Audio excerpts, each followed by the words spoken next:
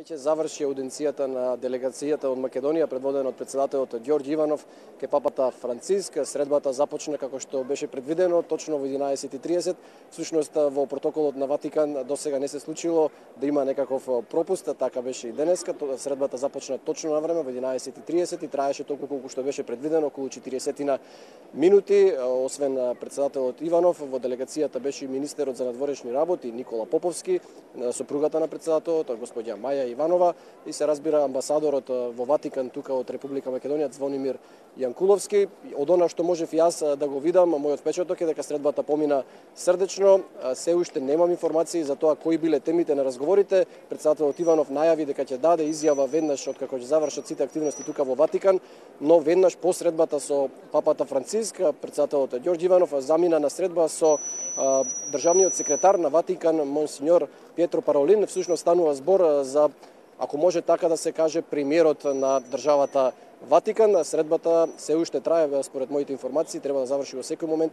Веднаш штом заврши, како што реков, председателот Ѓорѓе Иванов ќе даде изјава во која ќе ги каже своите впечатоци, темите на разговорите на оваа средба. Иако и вчера го споменав тоа во моите јавувања, не е тешко да се претпостави дека една од темите се разбира била и состојбата во Македонија. Папата Франциск неодамна изрази загриженост за тоа што се случува во Македонија, побара да се помолат верниците за ситуацијата во Македонија, не стави во контекст со ситуацијата во Венецуела. Знаеме таму колку е лоша практично рабна граѓанска војна. За среќа кај на ситуацијата не дојде до таму и се подобрува од ден на ден. Но реков уште еднаш да почекаме официјалната изјава од председателот Ѓорѓе Иванов за да знаеме точно кои биле темите и зашто точно се разговарало на оваа средба. Инаку традиционално папата и председателот си разменија и подароци. Од она што можев да забележам, папата на председателот Иванов му додели еден вид медаља кој го носел известен отец Мартин во 19 век и го носел на неговиот плашт со кој бил покриен некој маченик. И за ова велам, тоа се мои впечатоци од она што можев јас да го видам, да го слушнам од средбата на папата на председателот Ѓорѓе Иванов, а председателот Иванов на папата му врачи еден резбарен крст кој, како што рече, е традиционален и се изработува во нашите манастири во Македонија. Со ова практично завршува денешната оваа дводневна посета на председателот Ѓорѓе Иванов, која е во рамки на одбележувањето на светите Кирил и Методи. Вчера председателот, знаеме, посети неколку базилики тука кои се поврзуваат на некаков начин со Свети Кирил и со Македонија.